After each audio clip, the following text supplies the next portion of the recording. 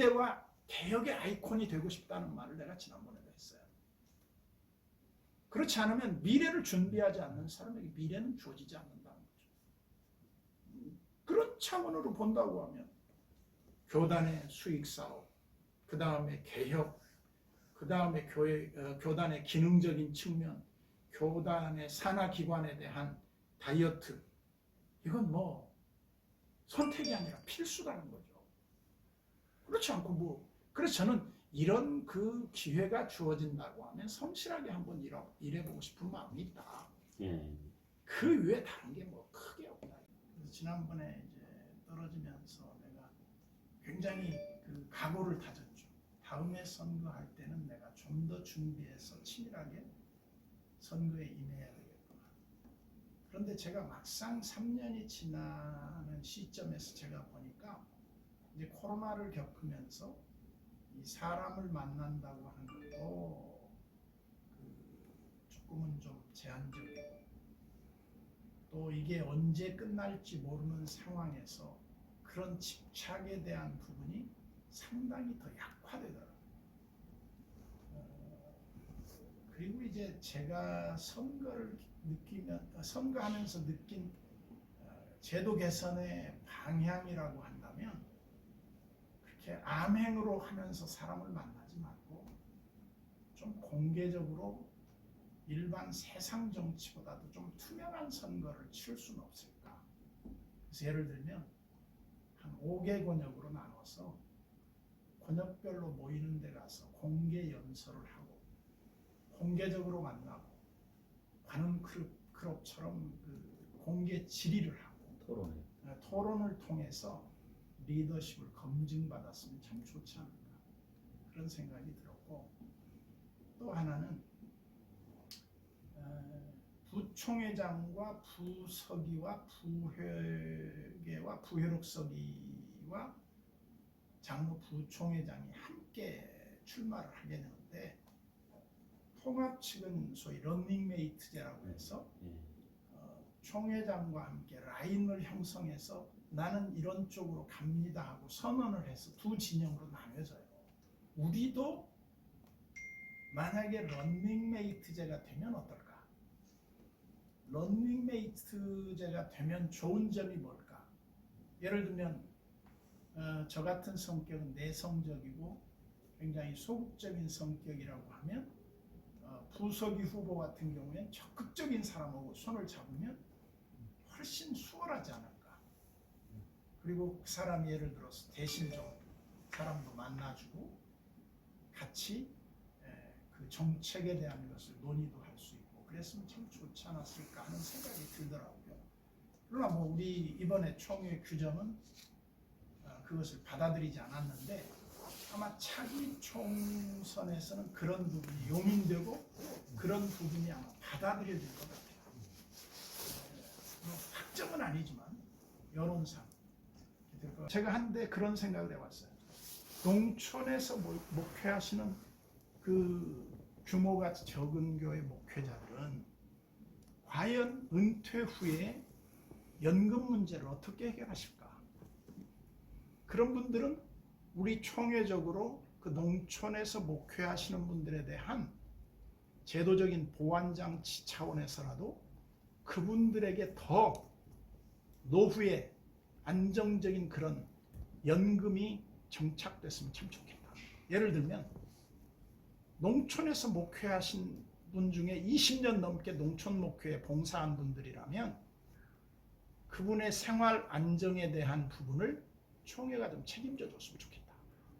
어떤 형태로든지 노회와 총회가 그런 분들을 제도적으로 좀 책임질 수 있는 그런 연금 제도가 정착됐으면 좋겠다 하는 생각이 하나 들었고, 또 하나는 제가 이제 그 총회를 섬기면서 늘 부딪히는 문제가 뭐냐면 총회라고 하는 기관이 이해 당사자들의 싸움터를 어떻게 해결해 주느냐, 이 해결의 장이 너무나 이 일방적이거나 혹은 한쪽이 너무 억울하지 않았느냐 하는 생각이 들더라고요. 그래서 그런 부분에 있어서 투명함이 어떻게 이루어질 수 있을까? 이건 솔로몬의 지혜가 필요한 때가 됐다.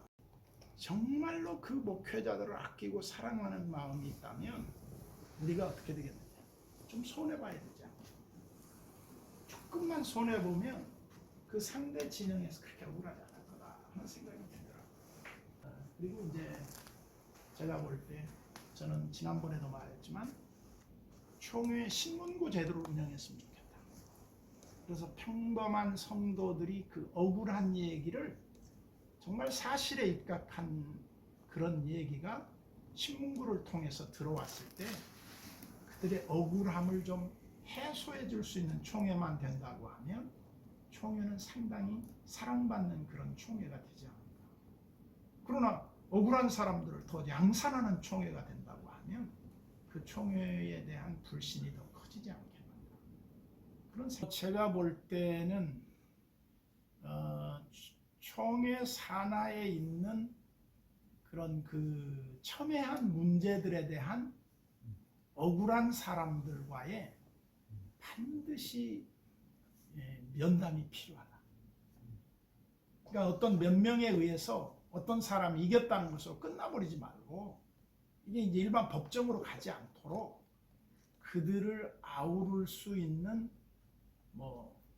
소위 이제 우리 교단에 그 화해조정위원회가 있었는데 화해조정위원회보다는 제가 볼 때는 정말 책임 있는 당사자들이 그들의 억울함을 좀 들어주는 자리가 있었으면 좋겠다. 그래서 그 문제의 해법을 그 사람들이 충분히 납득이 가도록 100%는 안 되겠지만 납득이 갈 수 있도록 좀 아픈 문제를 좀 같이 아파할 수만 있어도 덜 억울하지 않을까 그런 생각이 들더라고요. 그게 리더십 아니겠어요? 저는 리더십을 발휘하면서 꼭 좋은 결과만 올 수 있다고 보지는 않아요. 지도자는 어떤 결단을 고독하게 내려야 할 때가 있어요. 이렇든 저렇든 결단을 내려야 하는데 그 지도자의 결단에 대한 것은 잘할 수도 있지만 실패할 수도 있어요. 그러나 그 실패할 수 있는 부분에 있어서도 우리는 그걸 수용해 줄 수 있어야 한다. 왜냐? 리더가 그런 결정권도 없다면 그건 리더가 아니다. 그래서 저는 300억 손해가 보더라도 건강한 투자가 이루어져야지 이거 무서워서 못한다 그러면 그건 리더가 아니라고. 손해가 나더라도 그거는 투자해야 된다고. 왜냐? 어드밴테이지를 얻으려면 어드벤처가 있어야 돼요. 그거 없이 어떻게 됩니까? 모험하지 않고 좋은 결과는 얻을 수 없다고 보거든요. 그리고 이제 저는 또 한 가지 이렇게 보는 거예요. 우리 교단에서 지금 몇 년째 계속 끌어오고 있는 문제 가운데 하나가 뭐냐면 총회회관 이전 문제와 재건축 문제가 매년 대두됐었어요. 내가 교회 건축을 한 3번 해보니까 건축이라고 하는 것은 좁은 땅에다가도 기능적인 면에서 얼마든지 더 좋은 기능을 만들어낼 수 있더라. 그게 어디 있느냐? 지하예요, 지하. 안반이 나오고 어쩌고 해도 드는 비용이 안반 깨서 이게 하는 비용이 예를 들면 10억이 든다 합시다. 저는 지하 10층까지 파도 된다고 봐요. 거기다가 예를 들면 카드식 주차를 넣고 밑에다가 1, 2층에다가 그야말로 우리 교단의 전체적인 여전도회관 그런 기둥나무가 중간에 있는 거 말고 그야말로 히든으로 해서 쫙 선컷 넣어서 기가 막힌 건물을 지어놓으면 한쪽이 높고 한쪽이 낮잖아요. 한쪽 낮은 부분을 트면 공식적인 건물은 그렇게 지하 건물로 들어가지만 실제로는 지상으로 쓰는 겁니다. 우리는. 한쪽이 막히면 그게 지하예요. 우리 현재 건축 기능상 그렇게 되어 있다 이겁니다. 그러면 그때 그렇게 해서 1, 2층에다가 예배당을 넣고 나머지 부분에다가 카페를 넣고 식당을 넣고 예를 들어 상업 기능을 넣어서 수익 구조를 만들면 제가 볼 땐 지금보다 몇 배의 수익을 올릴 수 있는 공간을 창출할 수 있어요. 주차장 수입만 해도 적지 않을 거예요. 왜냐면 우리가 지금 주차하는데 얼마나 불편합니까? 예를 들면 지금 건물을 팔면 800억 정도의 건물 가치가 있다고 그러더라고요. 근데 내가 만약에 건축을 한다 그러면 7층인데 지금 8층인데 예를 들면 7층으로 제한이 된다고 그러더라고요. 저는 근데 층고를 높여가지고 건물을 더 깨끗하고 좋게 만들면 3천억짜리를 만들 수 있다고 봐요. 저는 그게 확실할지는 모르지만 내 예상이 그렇답니다. 그러면서 임대사업 수익률을 높여가다 보면 강남의 좋은 자리에 좋은 주차장이 있는 건물에 많은 사람이 몰리게 될 거예요. 그러면 나는 우리 교단의 목사님들 열악한 중에 하는 분들에게 위로 보상 차원에서라도 그분들한테 기금이 쌓이면 되는데, 무슨 불신이 있느냐, 목사님 그거 총회장 1년 한다고 목사님이 마음대로 됩니까? 된다. 왜 되느냐? 시스템화 하면 된다. 개인이 하는 게 아니다. 이건 우리 교단의 정책으로 통합은 어떤 결정을 내리면 3년 안에 못 바꾼다고 들었다. 우리 교단도 어떤 정말 미래 장기적인 계획과 단기적인 장단기 프로젝트를 만들었을 때 그걸 다음 총회장이 자기 마음에 안 맞는다고 그걸 바꾸지 말고 한번 믿고 따라봐라 이거예요. 그러면 좋은 쪽으로 시스템이 작동만 되면 우리 교단이 얼마나 타 교단이 부러워하는 그런 쪽으로 되겠는가. 이 총회라고 하는 건 그야말로 우리 교단의 멤버십이 있는 사람들이 함께 기뻐하고 즐거워할 수 있는 축제성을 띠어야 되는데, 조금 미안하지만 이해관계를 인해서 많은 사람들이 다툼으로 끝날 때가 많았다는 거죠. 근데 그런 부분을 좀 극복했으면 좋지 않겠는가. 그 다음에 학교의 브랜드 네임이나 어떤 면에서 이 현저하게 이제 입학생이 줄어들 텐데, 앞으로 신학대학교의 그 존립 문제가 10년 안에 난 위기를 겪을 거라고 봐요. 미달 사태가 오는 거는 뭐 불을 보듯 뻔하니까요. 그렇다면 학과 정리를 해야 될지 아니면 학교를 정리해야 할지, 뭔가 이게 이 리더의 결단이 필요한 시점이 됐는데, 조금은 미안하지만 총신을 나오지 않은 분들의 사고와 총신을 나온 분들의 사고의 애착이 다르더라고요.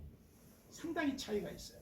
저만 해도 일명 그냥 총총이라고 하는데, 총신을 나온 사람들의 그 마음은 어떻게든지 학교에 대한 애착이 다른 사람들보다는 강해요.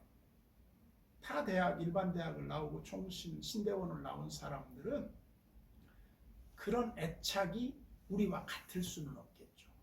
저희 생각에는 특성화시키고 그 컴팩트한 이 다이어트가 필요한 시점이 지금이 아닌가 하는 생각을 들어요. 유형화했던 새 불리기에 대한 것보다는 내실화를 기할 필요가 있다. 그래서 너무 방대한 운영에서, 저는 우리 기독신문 이사장을 거칠 때도 그런 말을 했습니다. 이 신문 하나 만드는데, 이거 주간지인데, 그것도 한 달에 한 번인가를 쉬는데, 2달인가 3달에 한 번씩 쉬는데, 이 52주도 다 발간 못하는 이런 신문, 이 신문 제가 이사장할 때 27명이 근무를 했었거든요. 제가 마감할 때쯤은 24명인가 23명으로 줄었어요. 그러면 내가 이런 말을 했죠. 여기 기독신문에 정식으로 그 공고를 해서 합법적으로 들어온 직원이 몇 명입니까? 그랬더니 딱 1명 있대요, 공채로. 그러면 전부 다 낙하산으로 들어왔거나 아니면 연줄로 들어온 거예요. 경쟁력이 얼마나 떨어지겠냐 이 말이죠. 내가 볼 때 기독신문의 기능적인 측면에서 말한다고 하면 10명 이내로 줄여도 충분히 주간지로 기능을 할 수 있다고 본 거예요. 근데 지금 기현상 중에 하나가 뭡니까? 국장, 국장, 대우 국장까지 합하니까 그 사람들이 70%가 넘어요. 이건 정말 비효율적인 집단이다. 그러면서 운영의 어려움을 겪고 있다. 이거는 기독신문이 철밥통이 돼서는 안 된다고 본 거예요.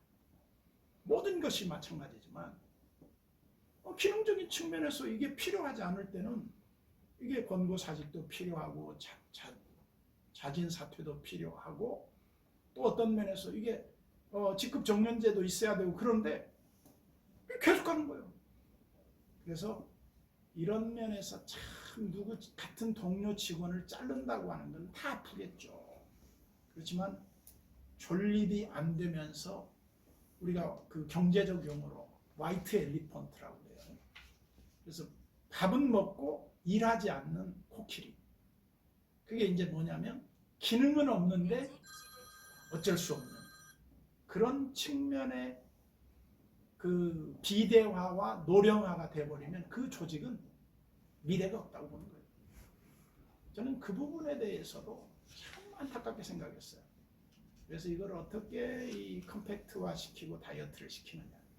이건 우리 생존의 문제다. 신학교도 마찬가지고 종회도 마찬가지고 그 다음에 신문사도 마찬가지고 내가 GMS도 몸담고 있었지만 GMS의 행정 직원도 제가 볼 땐 그 일하는 사람들은 너무 없다. 인력난에 그 너무 과부하가 걸린다. 사역에. 그런데 그것도 시스템화하기 시작하면 다 됩니다. 내가 무인 시스템을 참 좋아하거든요. 딱 도장, 비밀번호 딱 찍고 들어와서 내가 업무 다 보고 갈 수 있도록 해줘요. AI 시대인데 그걸 모든 걸 다 수작업을 합니까? 나는 그런 기관은 미래가 없다고 봐. 과감한 개혁이, 나는 그래서 미래와 개혁의 아이콘이 되고 싶다는 말을 내가 지난번에도 했어요. 그렇지 않으면 미래를 준비하지 않는 사람에게 미래는 주어지지 않는다는 거죠. 그런 차원으로 본다고 하면 교단의 수익사업, 그 다음에 개혁, 그 다음에 교단의 기능적인 측면, 교단의 산하기관에 대한 다이어트, 이건 뭐 선택이 아니라 필수라는 거죠. 그렇지 않고 그래서 저는 이런 그 기회가 주어진다고 하면 성실하게 한번 일해보고 싶은 마음이 있다. 그 외에 다른 게 뭐 크게 없다. 아마 이런 말을 제가 함으로 인해서 그 종사자들은 저를 굉장히 싫어할 겁니다. 이거 좀 굉장히 싫어할 말이에요. 싫어할 정도가 아니라 나를 비토할지도 모릅니다. 그렇지만 저는 이거는 엄연한 사실이에요. 내가 이거를 무슨 표를 의식해서 말도 못하는 그런 사람이 되고 싶지는 않아요. 그거는 누가 해도 해야 할 일이에요. 근데 그런 의지를 가진 사람이 되는 것과 그런 의지가 없는 사람이 되는 것에는 큰 차이가 있겠죠. 우리 교단의 신학 사상이라고 그래야 되는데 우리는 이제 가끔 보다 보면 사람들이 개혁주의라는 말을 써요. 아니 어떻게 프로테스탄티즘이라는 말이 있습니까? 저는 그렇게 보지 않아요. 개혁 사상은 있지만 개혁주의는 없습니다. 이 용어 자체도 우리 교단에 조금은 잘못된 사고 중에 하나 같아요. 어느 신학 사상이냐를 물어봐야지. 신학주의냐? 주의가 어디 있습니까? 주의가. 공산주의는 있을지 몰라도 신학은 사상이고 그 핵심인데 우리가 흔히 칼빈주의의 핵심이 무엇입니까? 그렇게 물었을 때 저는 명확관하게 딱 한마디로 말합니다. 하나님의 주권이다. 칼빈주의는 칼빈이라는 사람이 중요한 게 아니라 하나님이 모든 주권의 그 모든 중심에 하나님의 뜻이 가장 중요한 것이지 인위적이고 사람의 어떤 그런 제도나 의식을 가지고는 하나님 주권 사상을 논할 수 없다 이거죠. 이거는 절대 주권이에요. 다른 게 개입될 수가 없는 거예요. 그게 칼빈 사상이고 그것이 우리 교단의 정체성이고 우리 신학 사상이 가져야 할 최우선 그 하나의 상위 가치관이라고 볼 수 있죠. 그 이외에 다른 건 그 밑에 놓이지 그보다 앞설 수 없죠. 이거 하나만 해도 말이죠. 엄청난 거예요.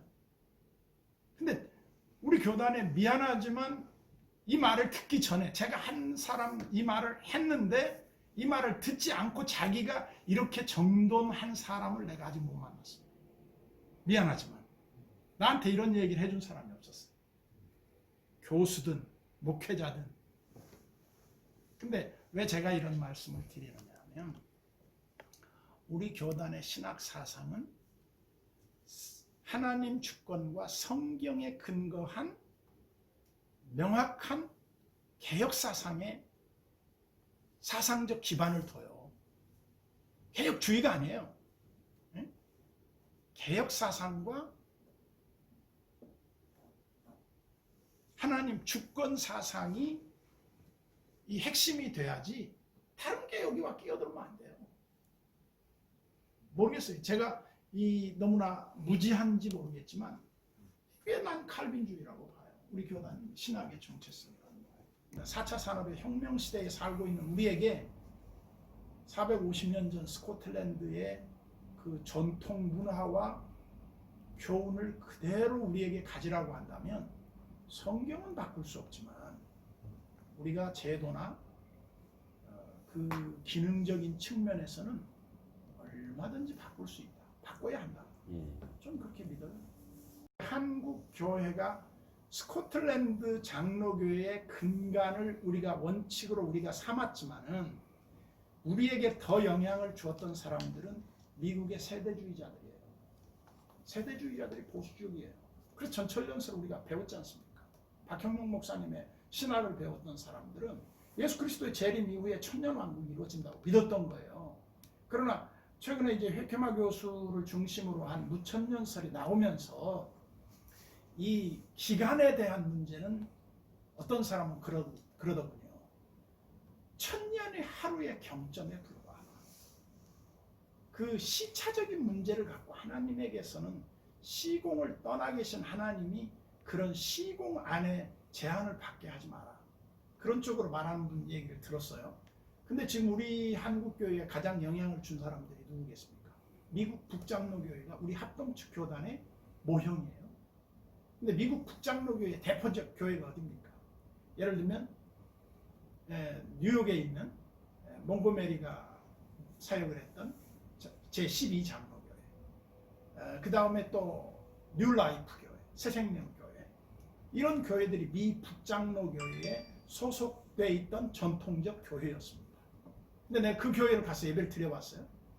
근데 그런 교회 가서 우리 예배를 드렸을 때 엄청난 충격을 받았어요. 우리의 드리는 예배 형태가 하나도 없어요.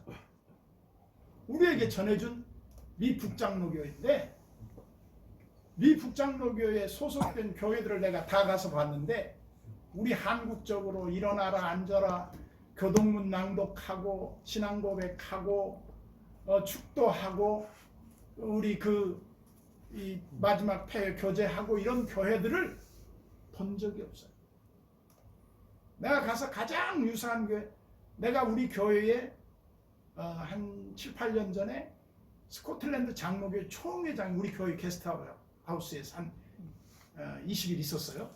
근데 이 사람하고 이 얘기를 해보니까 이 사람들이 우리 교회 예배를 보면서 깜짝 놀라요. 자기 할머니가 예배 드릴 때 모습이 우리 교회에 있다는 거예요. 자기 아버지 때도 없었는데 할머니 때 드린 예배 형태가 우리 교단에 있다는 거예요. 감격스러워 하더라고요. 내가 그분하고 이 얘기를 한참 하면서 자기가 교회 2개를 맡고 있고 총회장을 맡고 있는데 스코틀랜드 장로교회를 다 합해봐야 우리 교단의 100분의 1도 안 됩니다. 교세나 규모가. 근데 우리는 그 망한 교회인 스코틀랜드 장로교회를 따라가자. 저는 그걸 동의하고 싶지 않아요. 과거에 매이는 교회는 미래가 없어요. 미래에 발전하는 교회가 어떤 형태를 취할 것인가에 대한 준비하는 그런 자세가 아니고서는 발전할 수 없다. 그럼 예를 들면 칼빈주의, 하나님의 주권 사상과 하나님 중심적 신앙과 성경 중심적 신앙의 그 모토는 바뀌지 않지만 그 이외의 다른 것들, 예수님이 예배드릴 때 모습을 보세요. 폐가 예를 들면 갈릴리 호수에 뛰기를 청하시더니 거기 올라가서 이사야의 말씀을 펴시더라. 그리고 말씀하시더라. 그 이외에 다른 형태 있었습니까? 없었어요. 우리 교단이 말씀 중심이라고 하는데 의외로 우리나라가 교조주의에 빠지고 의식주의에 빠져 있는 건 아닌가 하는 안타까움이 들 때가 있어요. 그걸 무시하진 않겠지만 우리가 하고 있는 일이 다 맞다고 보지 않습니다. 심지어 이제 통합 측에는 축도 문제만 해도 축원합니다. 뭐 축원하나이다 이렇게 하는데 우리 교단은 있을지어다. 이 기원 형태의 선언이 예배의 전형으로 알고 있어요. 근데 성경 원문에는 내가 무식하지만 내가 아는 범위 내에서는 있길 그러고 끝나요. 여러분에게 함께 있어지기를 이게 뭐예요? 축원문이에요. 선포문이고 내가 하는 게 아니에요. 하나님이 여기에 계셔서 하나님의 성삼위의 이름으로 우리가 축복을 선언하고 마는 거지 있을지어다도 아니고 있기를 축원하나이다도 아니에요. 내가 축원하면 내가 축원자가 되죠. 그러나 하나님의 이름으로 있기를 하면 딱 끝나는 거예요. 근데 너무나 우리가 그런 거에 대해서 사소한 일에 목숨 걸고 집착을 하더라 이 말이에요. 그래서 저는 우리 교단의 신학자들 문제만도 그래요. 종신에 몸담고 있는 교수들이 미래대안적인 제시를 할 수 있는 이 학문의 양심 자유가 우리 교단은 거의 없어요. 선진화되고 새로운 어떤 의견을 제시하면 그 사람은 당장에 색안경을 끼고 위험을 감수하지 않으면 안 되는 거예요. 그러면 어떻게 우리 교단이 발전할 수 있겠습니까? 제가 볼 때 학문의 발전이 도모되려면 끊임없는 신학문을 우리가 연구하고 대항하고 그것을 준비하고 그런 인재를 길러내야 되는데 꽁생원을 길러내갖고는 대안이 없다. 저는 그렇게 봐요. 뭐 제가 볼 땐 우리나라 백신 문제가 2월 중순쯤이면 이제 시작되리라고 보는데 저는 아스트라제네카 같은 경우에 백신에 부작용이 있을 거라고 하지만 맞으라 그러면 저는 제일 먼저 손들고 갔어요. 저희들의 기회가 주어지면 65세 이상 맞으라고 그랬거든요. 난 제일 먼저 가서 맞으려고 그래요. 폐렴 주사는 아직도 부작용이 있어요. 예. 백신이 그 부작용이 두려우면 어떻게 독감 백신 맞습니까? 그것도 부작용이 죽는 사람도 있는데 저는 기꺼이 맞겠다고 생각을 하고요. 그리고 이제 백신이 시작되잖아요. 내가 볼 때 세계에서 몇 번째 안 가는 백신 제일 많이 맞고 완성된 나라 중에 하나가 우리 한국이 될 거라고 봐요. 왜냐 빠르니까. 예. 왜? 내가 불편하니까. 그러면 이제 대면 예배가 이루어질 거 아닙니까? 그러면 대면 예배가 이루어질 때 개편이 일어날 거예요.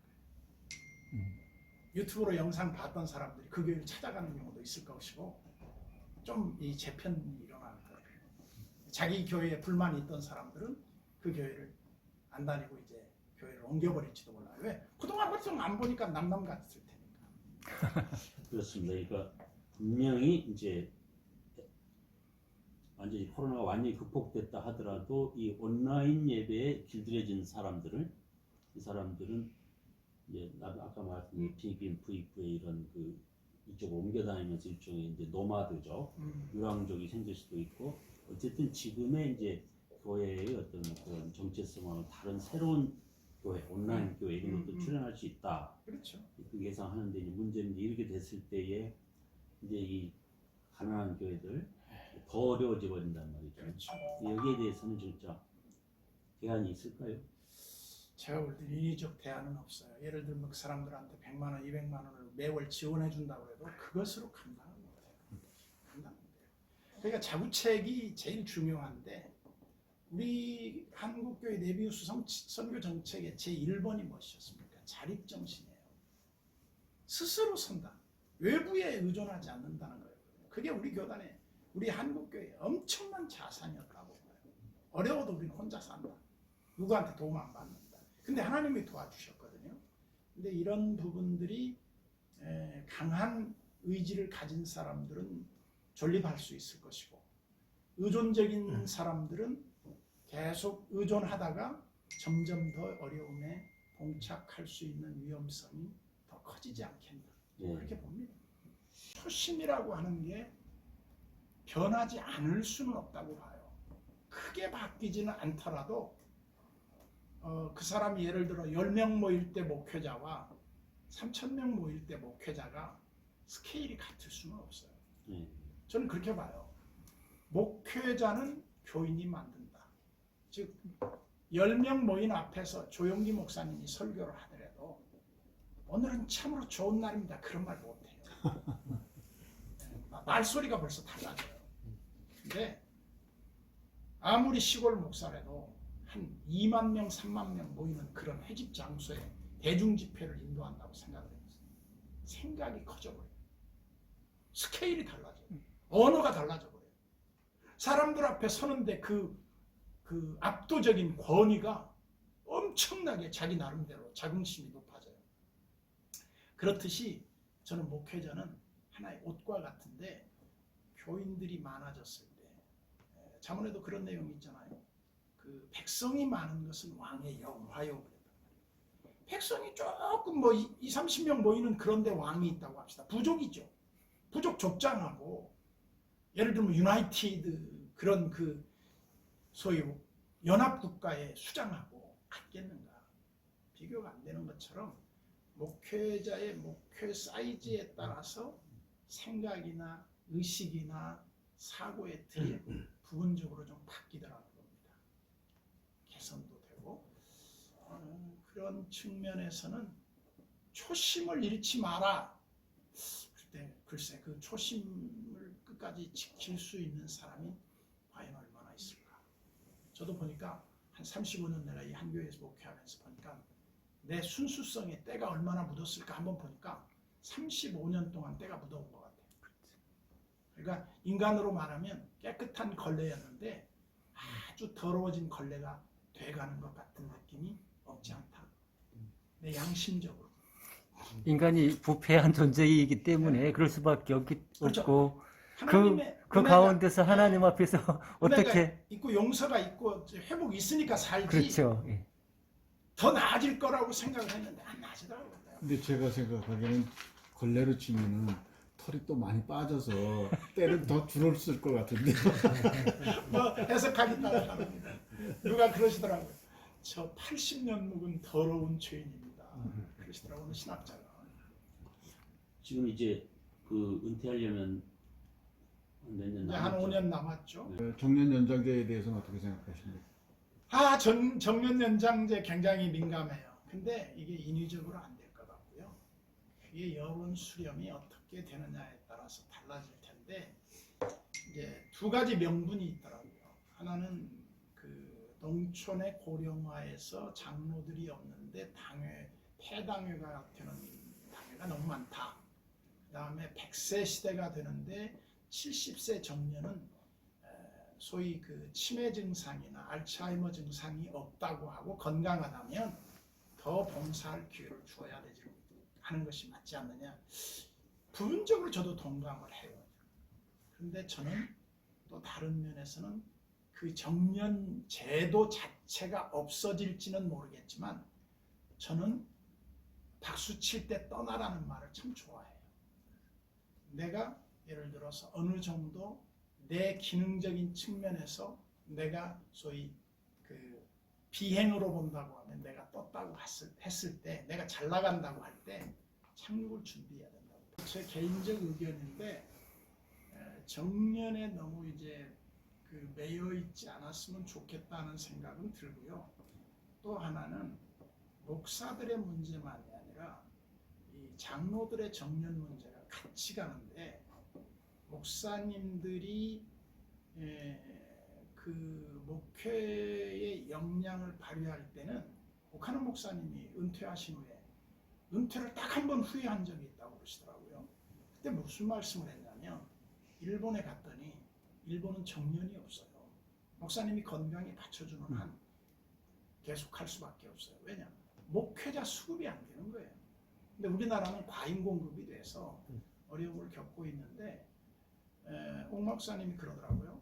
일본 어느 교회에 갔는데 80 넘은 노인이 우리나라식으로 말하면 한복을 곱게 차려입고 머리도 하얗고 수염도 하얗게 나신 분이 한마디 하는데 얼마나 부러운지 몰랐다는 거예요. 멋있더라는 거예요. 한마디로 존경스럽더라는 거예요. 그 인격의 감복을 받았다는 거예요.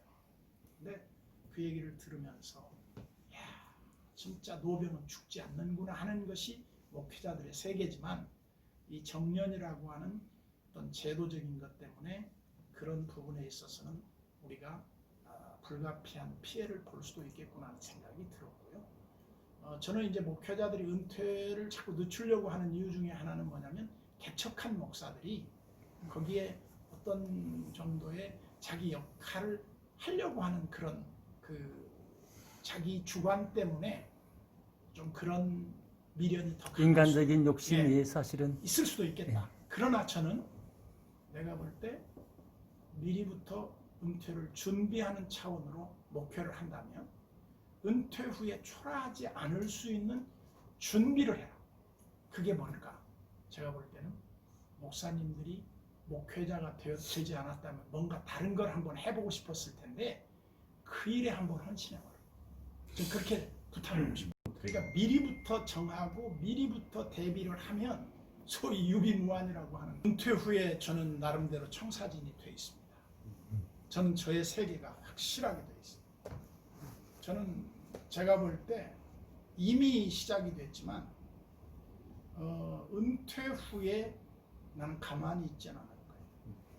그것은 내가 해보고 싶은 일을 해보고 싶은 거예요. 그래서 그 일이 뭐냐 두고 보면 알겠죠. 저는 목회자 쪽보다는 제가 좋아하는 일이 있어요. 뭔가 저는 사업을 해보고 싶어요. 그러면 비즈니스 쪽으로. 그래서 굳이 교회에 막 불편을 끼치면서 애착을 갖지 않았으면 좋겠다 하는 게 제가 바람이에요. 모르겠어요. 또 어떻게 바뀔지 모르겠지만 지금 현재의 심정 저만큼 아마 자유롭게 말하는 사람도 없을 겁니다. 예, 그러네요, 정말로 목사님. 예. 저는 이만큼 박식하시고 네. 그런 줄 몰랐습니다. 저는 평소 제 지론을 얘기한 거니까. 그런 점에서는 제가 보기에도 우리 문창희 목사님이 좀 덜 알려져 있네요. 언론 활용을 좀 많이 안 하신 것 같아요. 아까 이제 우리 교회 목회 철학 얘기했는데 저는 그래요. 목회 철학이 뭐냐 그러면 상식적인 목회였으면 좋겠다. 그 상식적이라는 말이 굉장히 커먼센스라는 말이 굉장히 광범위한 말인데 그게 뭐냐? 교회는 교회다우면 돼요.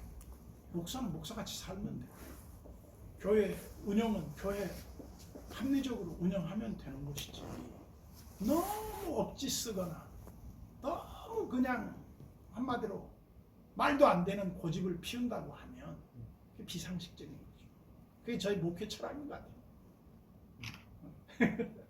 예, 마지막으로 또 하고 싶은 말은 제가 볼 때 2021년 새해를 맞아 이제 막 연초인데 우리 총회가 겪고 있는 어려움을 같이 아파하면서 속히 이 어려움이 하나님의 은혜로 좀 종식됐으면 좋겠고 그 예배의 활기와 새로운 만남이 우리의 삶의 앞날에 좀 속히 펼쳐졌으면 하는 바람이 있습니다. 우리 모든 우리 교단 속한 목사님들과 섬기시는 교회에 주님의 은총이 늘 함께 하시기를 간절히 기도드립니다.